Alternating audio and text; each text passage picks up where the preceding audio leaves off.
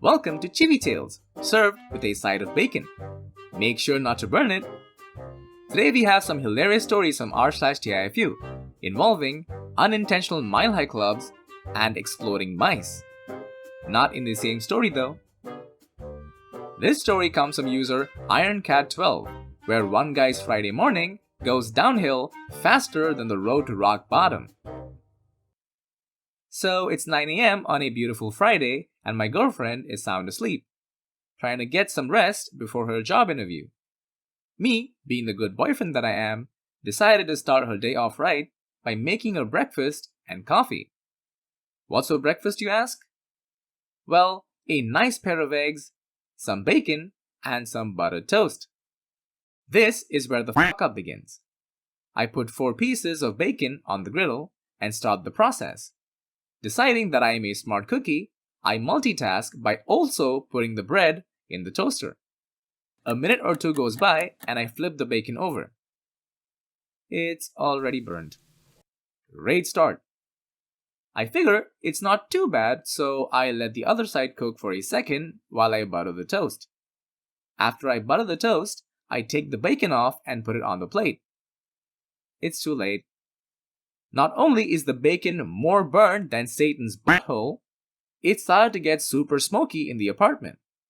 Next thing I know, the fire alarm goes off. Needless to say, my significant other is not happy.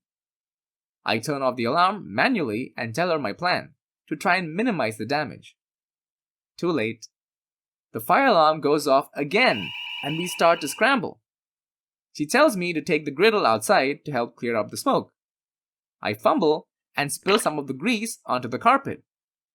The grease burns the carpet, forever leaving it stained with my stupidity. After I try using my air-bending powers to push the smoke outside, we figure it's clear enough inside, so she starts to get done while I finish buttering the toast. Wrong again. The fire alarm goes off for a 3rd time. Now we're both frustrated, and she has a job interview in less than an hour. I should not cook. Ever. Well, the man got one thing right at least. He should definitely not be cooking, as a favor to the world. What's your cooking horror story? Let me know in the comments below.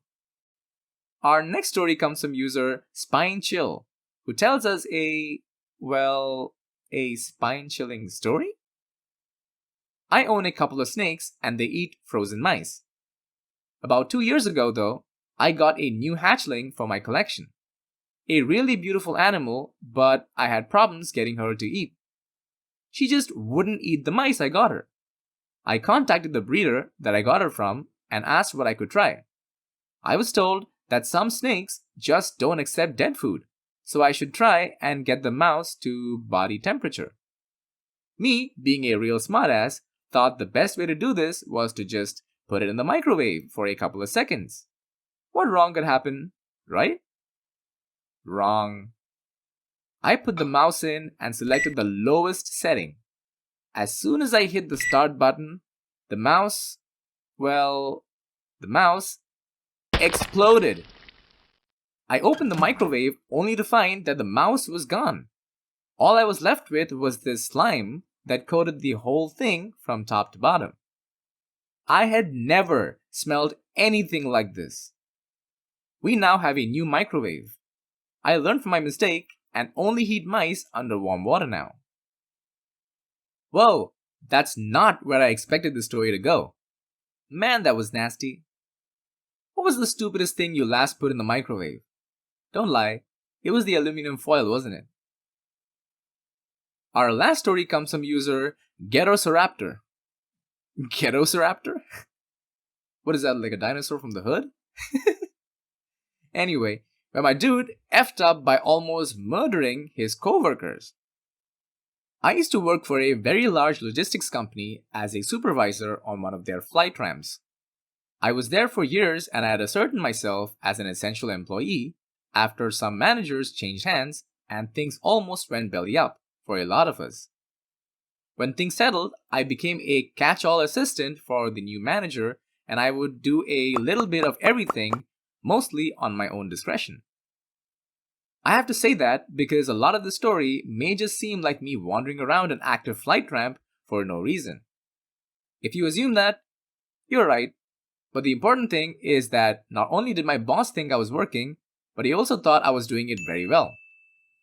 I was doing neither. So, on one chilly spring night, I was on a flight ramp dock checking the empty containers that got loaded with freight and put onto the planes. This consists of spotting a shipping container, opening several spring locks, checking inside, closing the container, and marking it as empty on a little scanner. Anyway, it's menial work and the night is slow. I spend hours alternating between checking containers and abandoning my job to talk to coworkers or mess around with something completely unproductive. In the middle of doing the latter, I get a call to help out on a plane going to Hong Kong. I zip over there, help out the new supervisor, talk to some pilots, and head back to my containers. At this point, it's like 6 in the morning, and I'm exhausted. I'm shuffling through a boredom-induced coma when I find a container positioned in the corner of the dock with its door wide open. I go over to close it when I realize 2 employees are just boning inside. And it's not pretty either. It's that mean, third shift, need to buy more cigarettes, don't look me in the eyes kind of sex. They seriously look like they are trying to hurt each other. But the roaring of the nearby jet engines swallowed up any noise they or I had been making, much like how she appeared to be swallowing most of his hand. I think it's pretty funny, and seeing as my shift was just about to be over, I don't even bother considering to report it. I know both of them are college students who really need the work, so I decide to play a little harmless prank on them just to teach a lesson and help them avoid any trouble. I shut and locked the container. See, these containers have spring locks that operate from the outside. The only things really supposed to be in those containers are packages. And it's not like the packages need a way to get out from the inside. I figured eventually they would start banging on the container and someone would come by to help them out. That, my friends, is not how the story ends. Instead, as I am just about to clock out for the day, I get an urgent call on my phone. Usually, correspondence is made on the radios exclusively, so a call on the phone is really serious. I wasn't given any details other than to get back to the Hong Kong flight immediately. I just figured the supervisor on the flight was having a newbie freakout or something. It wasn't uncommon to see new soups crack. But when I get there, she is cracking up.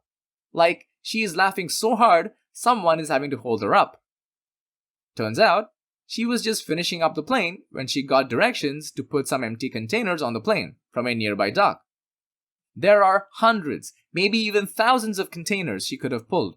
But somehow, against all odds, one of the containers she grabs mysteriously has 2 fornicating freshmen inside, who didn't bother to start calling for help until after they were locked inside the fuselage of a 747. The new supervisor is so clueless as to how to handle almost shipping 2 humans to Hong Kong that she was just relieved for the day, leaving me to clean up the whole mess. Oh, and not just a figurative mess.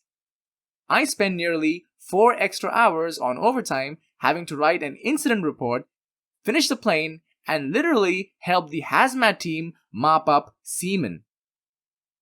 Imagine booking a quickie to Bangtown and accidentally get sent to Hong Kong instead while you're at it. Sounds like a win-win to me. What's your favorite travel mishap? Let me know in the comments. And that was r/TIFU. And if you like this video, be sure to smash that like button and to share this video with your friends because it really helps my channel grow.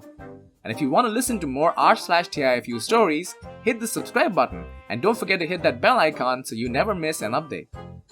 Thank you for watching ChibiTales with a side of bacon. Terms and conditions apply. Bacon offered only for those who subscribe.